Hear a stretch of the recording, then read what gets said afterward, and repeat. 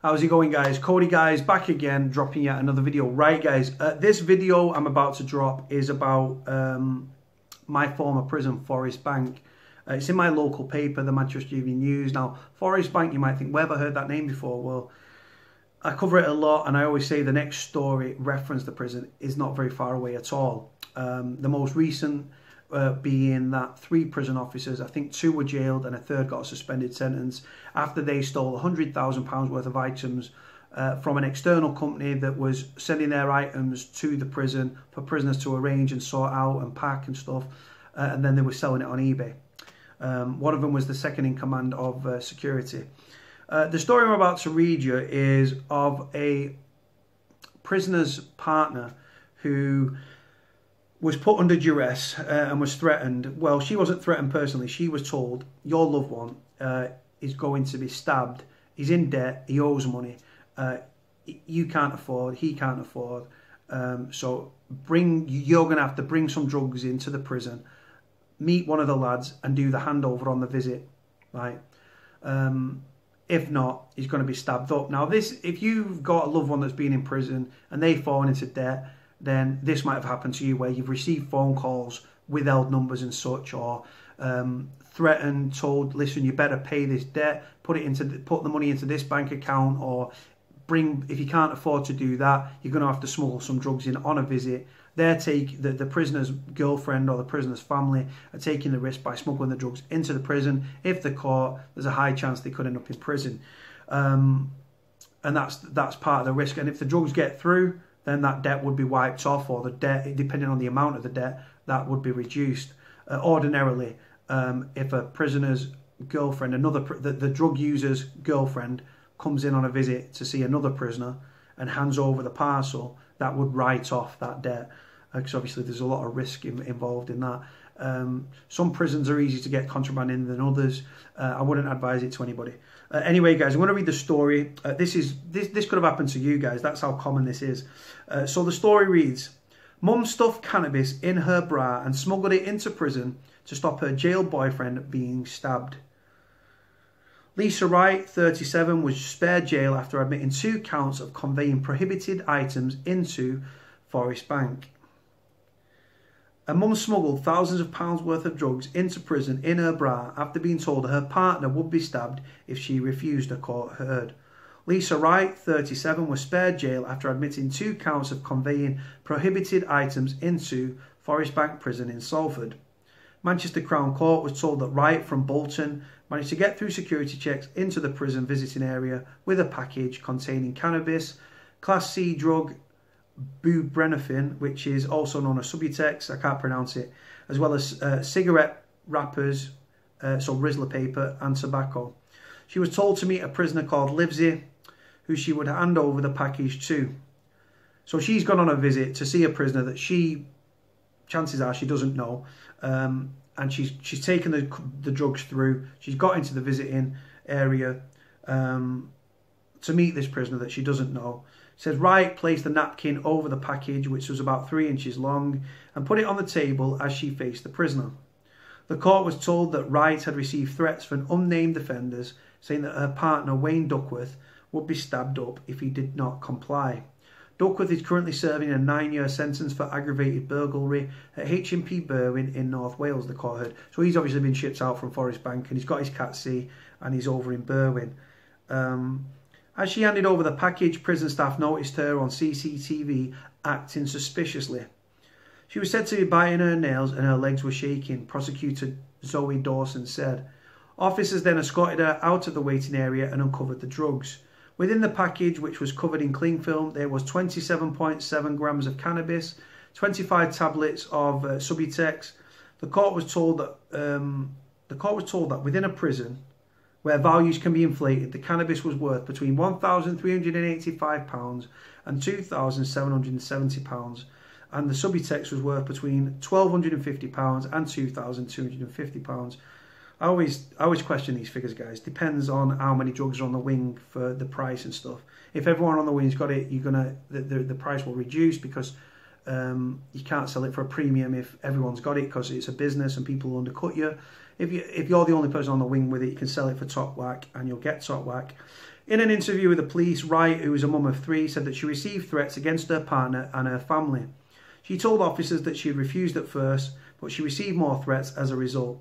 She said she didn't know the prisoner, Stephen Livesey, or his first name. Wright, who has previous convictions for criminal damage and battery, admitted that she suspected there were drugs in the package, but she didn't actually know what was inside.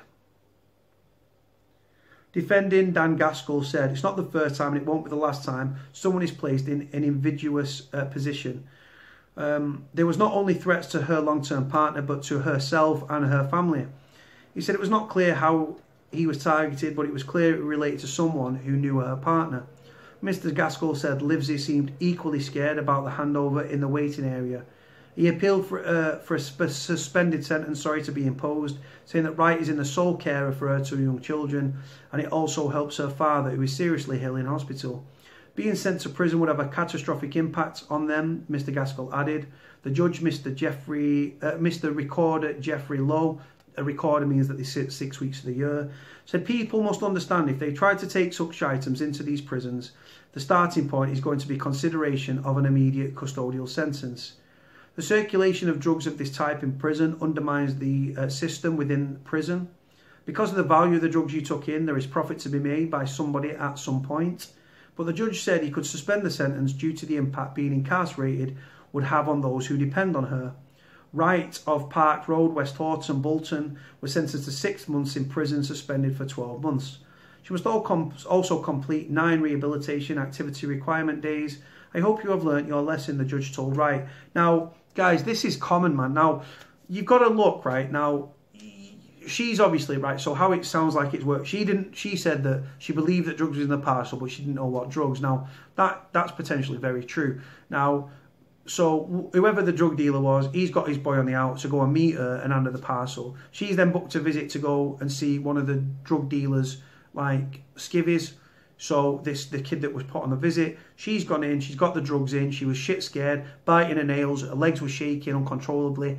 The behaviour and the body language for prison officers and for the CCTV is that someone that's doing something wrong. Why would they be so nervous? If they was on a visit with someone they knew and they're comfortable and they wasn't doing anything illegal, they wouldn't be like panicking and nervous and anxious, and the body language wouldn't be screaming like warning signs at people, would it?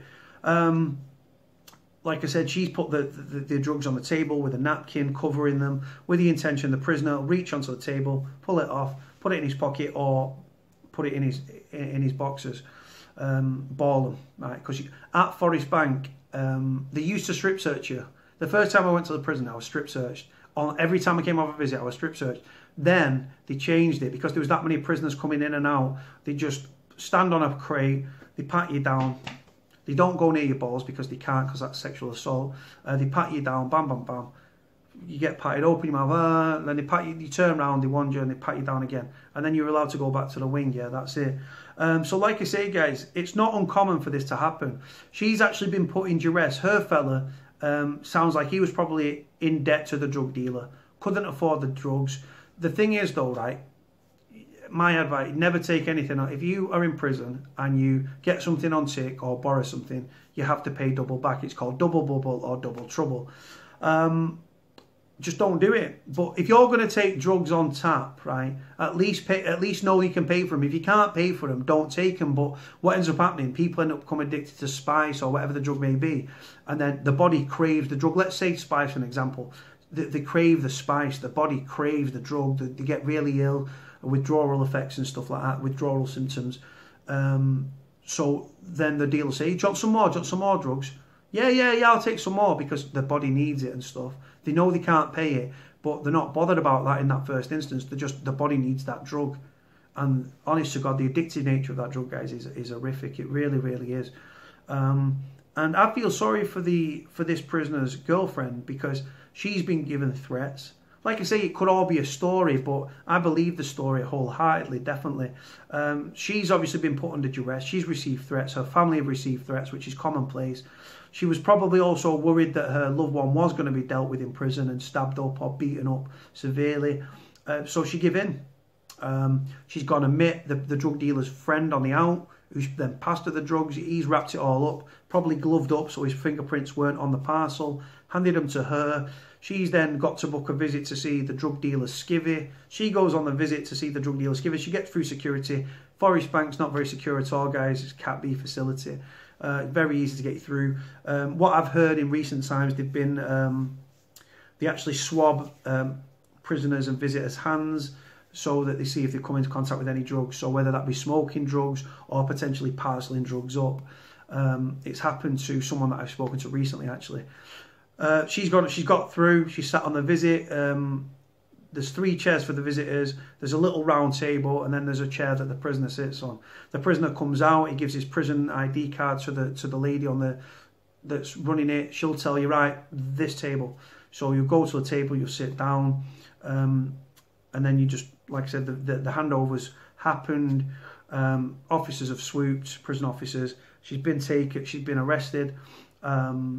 What that then does, it sounds like she's dropped names as well, which then means other prisoners on the wing that might be unsuspecting get spun and stuff like that.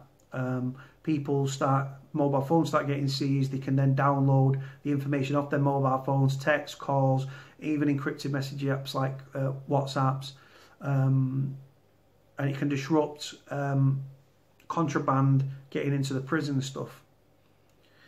I don't blame the prisoner's girlfriend for doing it. It puts them in a very difficult position. The threats, if you don't do it, they would be carried out. It's as simple as that. And this is happening in prisons up and down the country, guys. It really, really is. This could have happened to you. And like I say, you love your loved one in prison, so you give in and you do it, plus the threat. So she initially refused. More threats came her way, and she was like, you know what, I'm going to have to do this. So she'd done it. She didn't want to do it. The fact she was so nervous and her body language was giving off signs that she was doing something wrong or illegal stood out. That whoever was monitoring CCTV was on it. They may even have been talking on the prison phone, and the prison phone, and then the call's recorded, and they've had intelligence that way. But I don't think so. It'd ordinarily be a mobile phone. Right, guys, I'm going to leave it there anyway. Let me know what you think about the story. I've gone into depth as much as I can about this story. This is commonplace in prisons up and down the country. Don't borrow. It's as simple as that. Go to prison. Stay away from drugs. But a lot of people, I've seen not everyone that goes to prison is an addict. I've seen people go to prison having never taken a drug in their life and leave as addicts. I've seen people go to prison as heroin addicts, and then they try the spice. Sorry, the spice is more potent and more addictive than the heroin, which is crazy because heroin used to be known as the most addictive substance to man because it's opiate based. Yeah, and he then became hooked on spice. It's the reality, guys. But anyway, I'm going to leave it there. I've got into as much depth as I can. I've really covered this quite in-depthly. Let me know what you think about the story. Like, comment, subscribe. Cody out.